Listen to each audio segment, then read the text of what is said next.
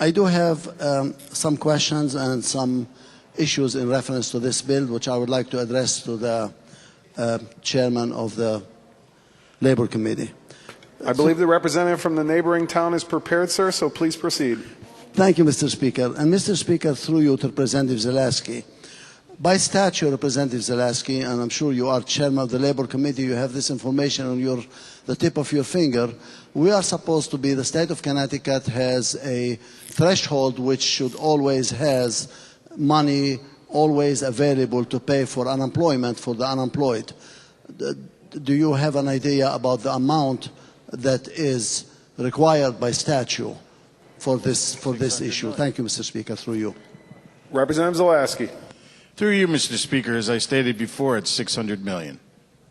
Representative Noujaim. Thank you, Mr. Speaker, and I appreciate the staff's help as well in this matter, and that's good that we have staff here to give us the information on it at their fingertips.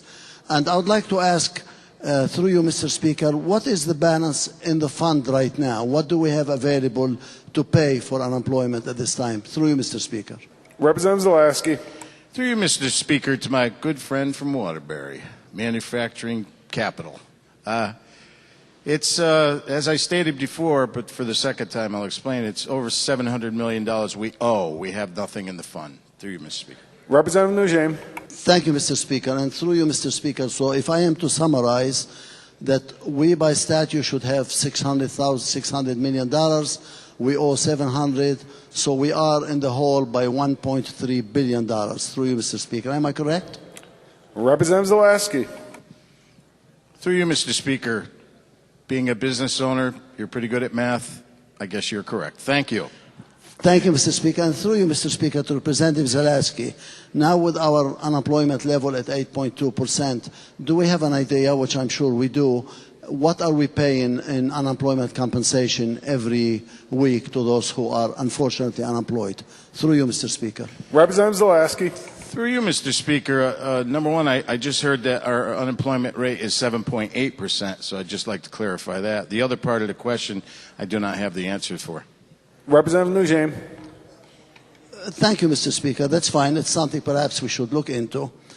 And through you, Mr. Speaker, back in the year 2009 when I had the honor of being on the Labor Committee with Representative Zaleski, obviously our unemployment fund ran out and we had to go and borrow from the federal government at the rate of $25 million a year.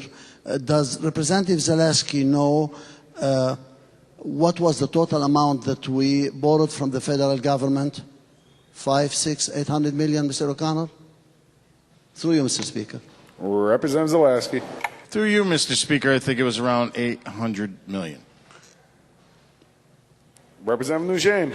Thank you, Mr. Speaker. And through you, Mr. Speaker, to Representative Zaleski, has the state of Connecticut paid anything to the federal government as a repayment for that loan? Through you, Mr. Speaker. Representative Zaleski. Yes, through you, Mr. Speaker. I think we've paid back $100 million so far. Through you, Mr. Speaker. Representative Noujaim. Thank you, Mr. Speaker. And through you, Mr. Speaker, I know for a fact back then that the federal government had given us the loans and they were granting us an interest-free until January 2010. And when we were unable to pay in January 2010, the federal government allowed us an extension to August of 2010. Since then, after August 2010, have we paid anything to the federal government from that loan? Through you, Mr. Speaker. Representative Zaleski. Through you, Mr. Speaker, yes, $100 million. Representative Noujaim. Thank you, Mr. Speaker. I'm very appreciative for the fact that we were able to pay something back to the federal government. Are we currently paying anything to the federal government from the state of Connecticut to compensate the federal government for this loan they've given us? Through you, Mr. Speaker. Representative Zaleski. Through you, Mr. Speaker, yes, we're paying the interest on the loan. Representative Noujaim. Thank you, Mr. Speaker. That's great news. That's good news to me, as a matter of fact.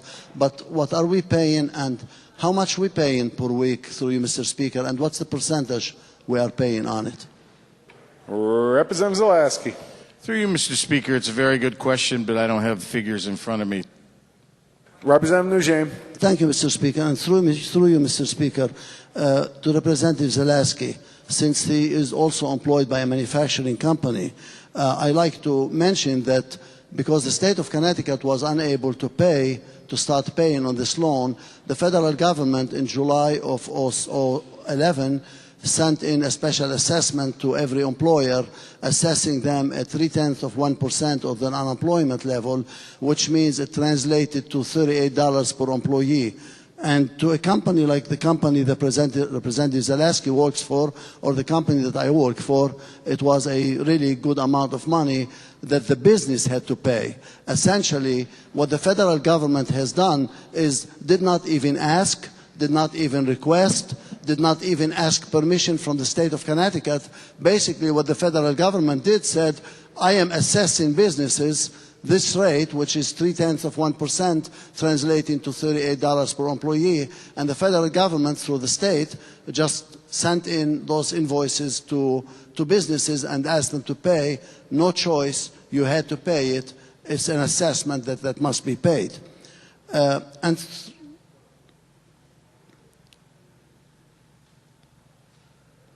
And through you, Mr. Speaker, to Representative Zaleski, I know that our rate right now is 1.4%. And I know that in the conversation with Representative Rigby, Representative Candelora, and Representative Lavielle, it said that this is our top rate. Here's my concern, Mr. Speaker, and I'd like Representative Zaleski to tell me if I'm wrong, if I'm not wrong. I think I heard him saying that if it comes time to recession, God forbid in the future, and the fund runs out like it is out now, the federal government or the state of Connecticut will increase the rate on businesses to be able to fund unemployment. Am I correct, through you, Mr. Speaker? Representative Zaleski. Through you, Mr. Speaker, I guess they may, yes. Representative Noujaim. Thank you, Mr. Speaker, which means this will be another mandate on businesses to be able to pay more than the businesses have been paying right now.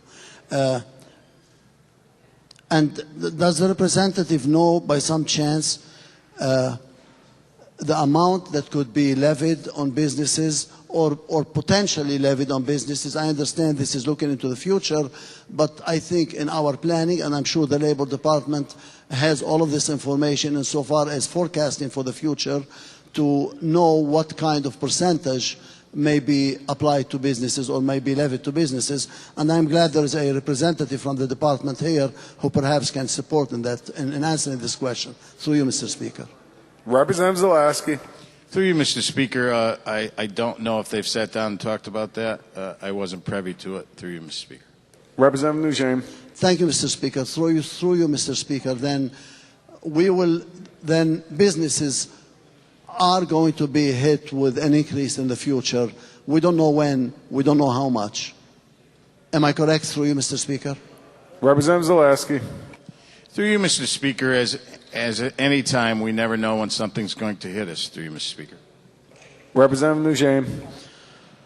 Thank you, Mr. Speaker. And through you, Mr. Speaker, I would like to ask Representative Zaleski to really clarify for me, and I know probably he tried to do it before in answer to someone else, but I really did not understand the answer, lines 46 to 48 of this legislation. I'd just like to wrap my arm around it and understand it.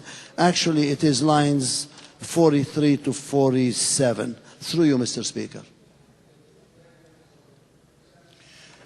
Representative Zaleski. Through you, Mr. Speaker, what it means is every year they'll have to look back on any recessions we had and how much there was paid by employers in the state. Through you, Mr. Speaker. Representative Noujaim. To you, Mr. Speaker, through you, Mr. Speaker, I'm really glad I received this answer because in my opinion, and I believe, and I would like Representative Zaleski to either confirm or tell me that I'm wrong. Is there a possibility that the state and or the federal government may look into the past to assess businesses additional fees for unemployment if we are short on funds? Through you, Mr. Speaker. Representative Zaleski. Through you, Mr. Speaker, I don't believe so. Representative Noujaim. Thank you, Mr. Speaker. And through you, Mr. Speaker, didn't the state of Connecticut do this in the past, looking into the past and then assessing businesses backwards rather than just going forward? And I think it did happen once before in the history of the state of Connecticut, only a few years ago. Am I correct, through you, Mr. Speaker? Representative Zaleski. Through you, Mr. Speaker, in that section it does say they look back, because how would they know if there were recessions in the past, or how would they know how much employers paid out if they don't look back the year previous? Through you, Mr. Speaker. Representative Noujaim. Thank you, Mr. Speaker. Mr. Speaker, I am very much alarmed and very sincerely hesitating about this piece of legislation. I will try to paraphrase something that my colleague, Representative Candelaria, said a few minutes ago.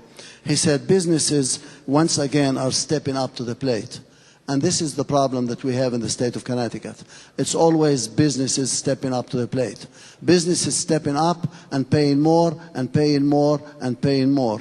The cost of gasoline is going up, businesses is paying more. The cost of power is going up, businesses are paying more. The cost of regulation is going up, businesses are paying more. Cost of unemployment is going up, businesses are paying more.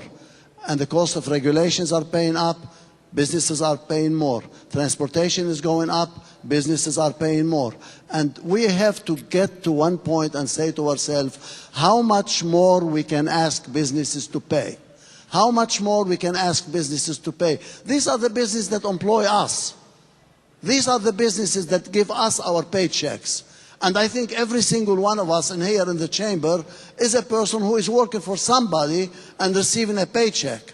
And that business, essentially, one of these days is going to say, I am unable to stay here in the state of Connecticut. I'm unable to be able to operate in here. And somebody down south or overseas is going to be taking my jobs away from me. As much as I love to do this, as much as I think this is a federal mandate, and as much as I think that we have no choice but to do this, like what Representative Candelaria said, as much as Representative Rigby said, I will be supporting this bill reluctantly, as much as we all may push green or red in there, I am always alarmed by the fact that other states are stealing our businesses, stealing our workforce, and stealing our profitability, and stealing our ability to do business and survive in the state of Connecticut. I really cannot vote yes. I cannot vote yes, for the simple reason that in the past, we could not pay for unemployment. We ran to the federal government. The federal government bailed us out, and they gave us money, $25 million a week, at no interest rate, so that we can pay those people who are unfortunately unemployed. Now, all of a sudden, we may do the same thing again. But what we are doing by this bill in here, we are already assuming that we are going to run out. We are assuming that the federal government is going to come upon us. But my answer will be, what if the federal government does the same thing that it did before? They give us the money with no interest to be paid. And somehow, the federal government will end up assessing the employers once again and the businesses once again. As much as I wanted to say yes to this bill, Mr. Speaker, I am unable to support it. Thank you, sir.